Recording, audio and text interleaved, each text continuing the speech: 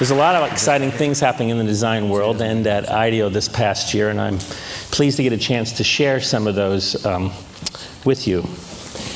I didn't attend the first TED back in 1984, but I've been to a lot of them since that time. I thought it was kind of be interesting to think back to that time when Richard got the whole thing started. Thank you very much, Richard. It's been a big, enjoyable part of my life coming here.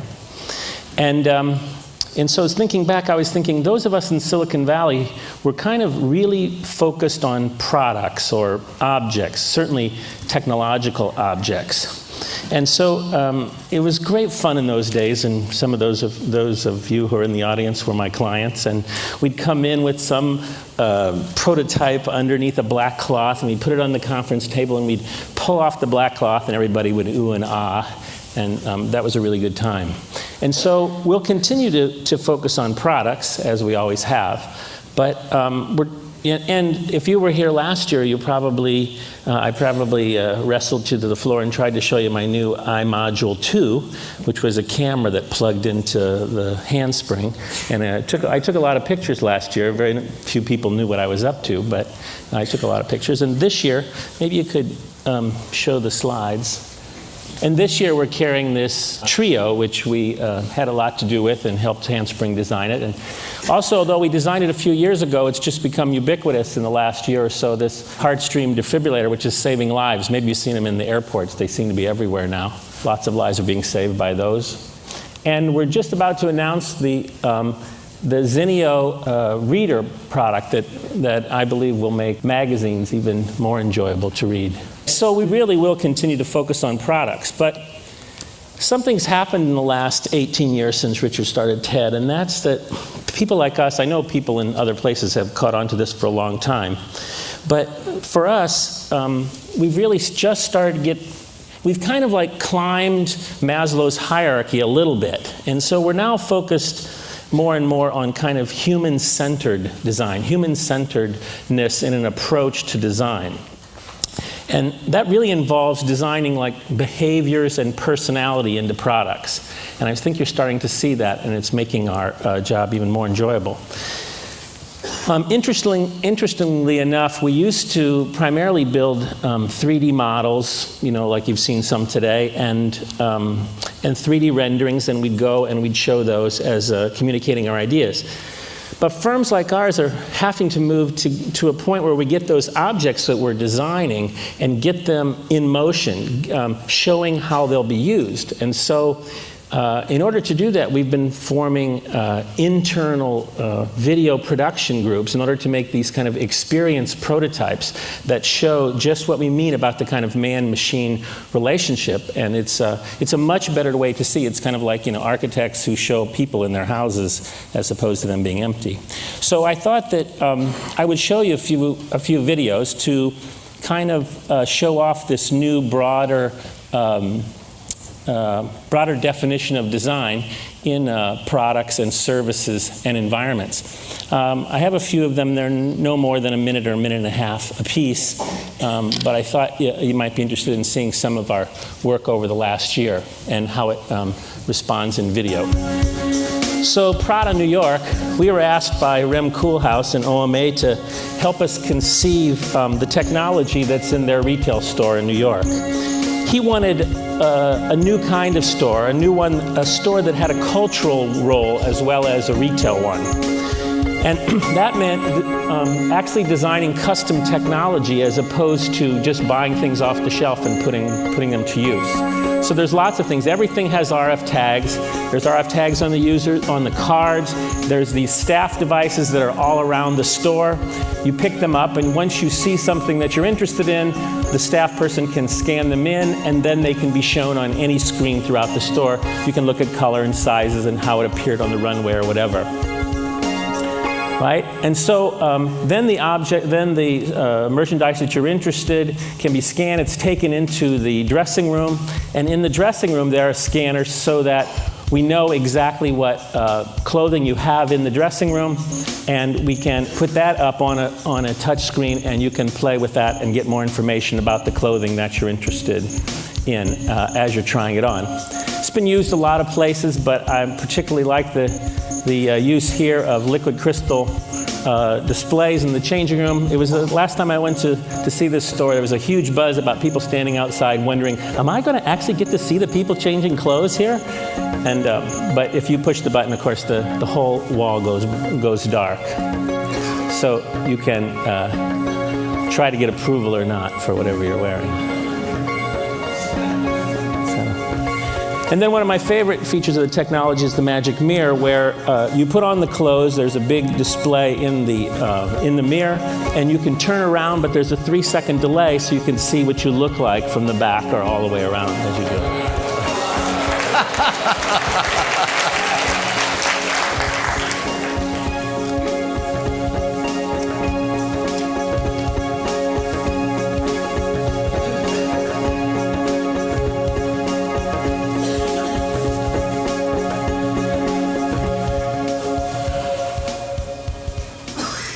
About a year and a half ago, we were asked to design an installation in the museum. This is a new wing of the Science Museum in London, and it's primarily about digital and biomedical issues.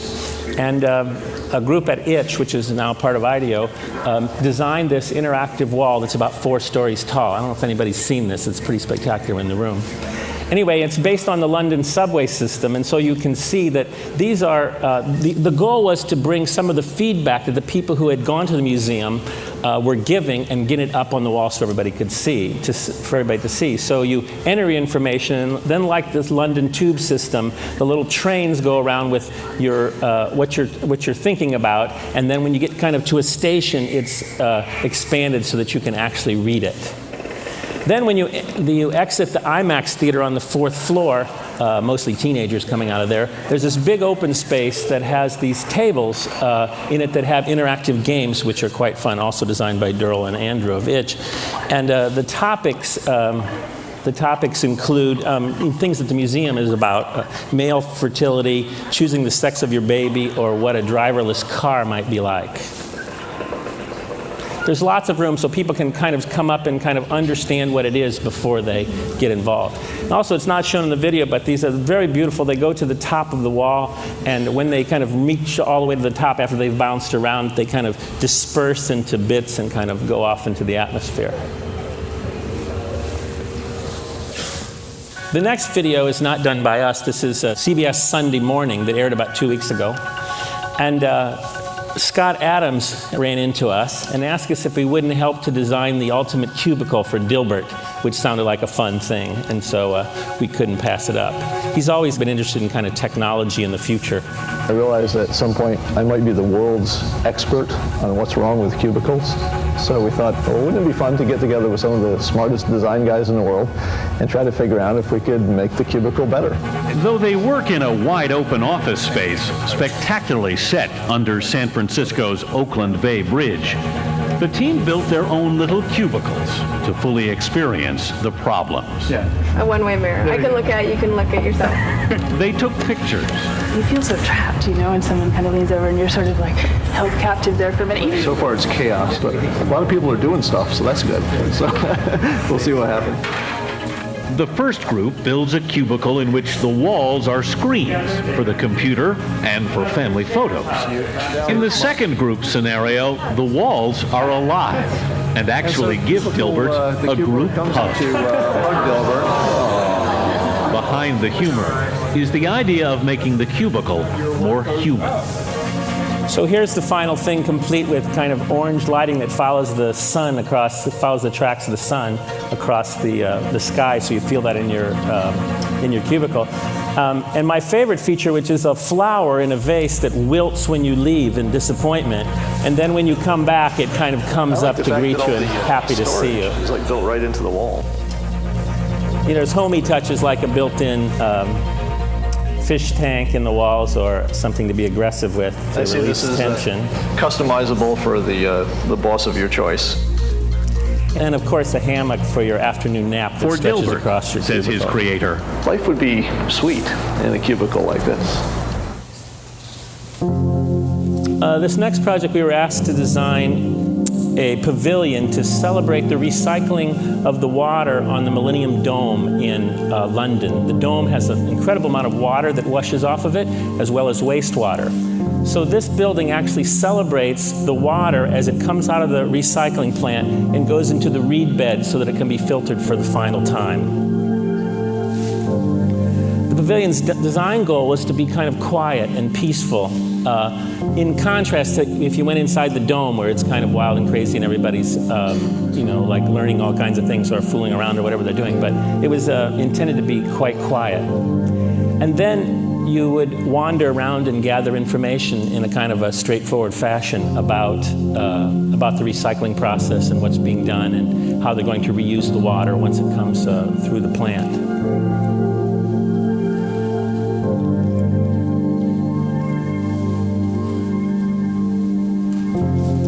And then if you saw, I just said, the panels actually rotate so you can get information on the front side, but as they rotate, you can see the actual recycling plant behind with all the machines as they actually process the water.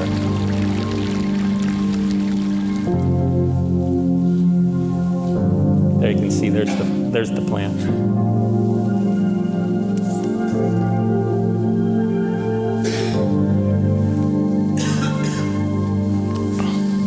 These are all very low-budget videos, like quick prototypes.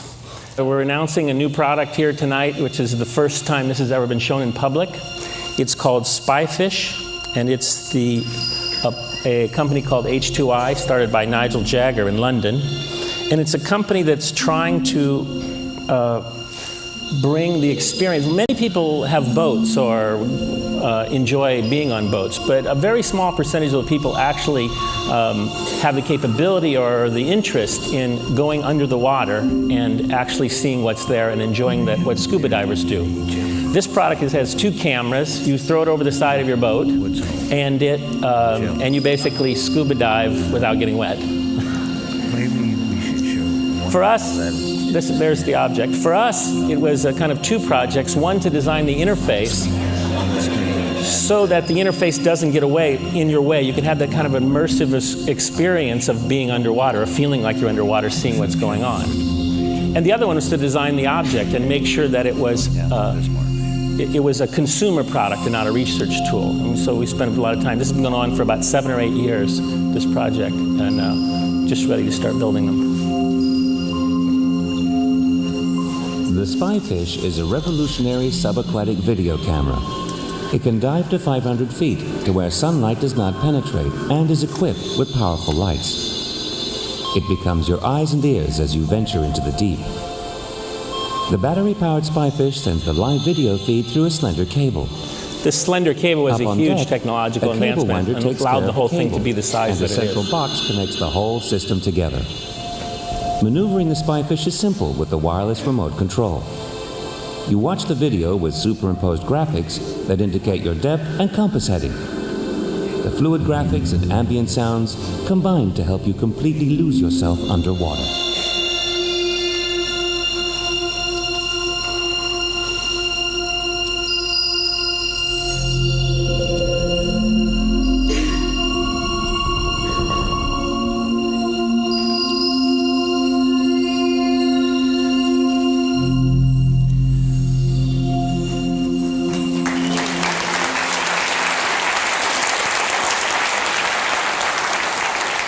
And the last thing I'll talk about is Apritech, which is a project I'm very excited about.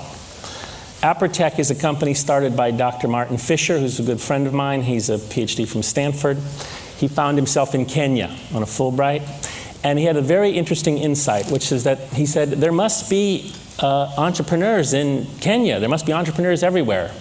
And he noticed that for weddings and funerals, they could find enough money to put something together. And so he decided to start manufacturing products in Kenya with Kenyan manufacturers, designed by people like us, but taken there. And to this date, he's been going for only a few years, he started 19,000 companies. He's made 30,000 new jobs, and just the products, the sales of the products, this is a nonprofit, that the sales of this products is now 0.6% of the GDP of Kenya. This is one guy doing this. This is a pretty spectacular thing. So we're in the process of helping them design deep well, low-cost manual pumps in order for these people who have like a quarter acre of land to be able to grow crops in the off-season. What they do now is they can grow crops in the rainy season, but they can't grow them in the off-season. And so by doing that, the woman that you saw in the first thing now is she's a school teacher, always wanted to send her kids to college, and she's going to be able to do it because of these things. So with seed squeezers and pumps and hay balers and kind of very straightforward things that we're designing, my students are doing this as class projects, and IDEO's donated their time to do this kind of work. And so it's really amazing to see his success, Martin's. So we also were thinking about the experience of Richard, and so we designed this hat because I knew I'd be the last one in the day, and I needed to deal with him. So I just have one more thing to say. Can you read it? Well, it's always kind of funny when he comes up and hovers, you know, you don't want to be rude to him and you don't want to feel guilty, and so I thought just this would do it, where I just sit here and...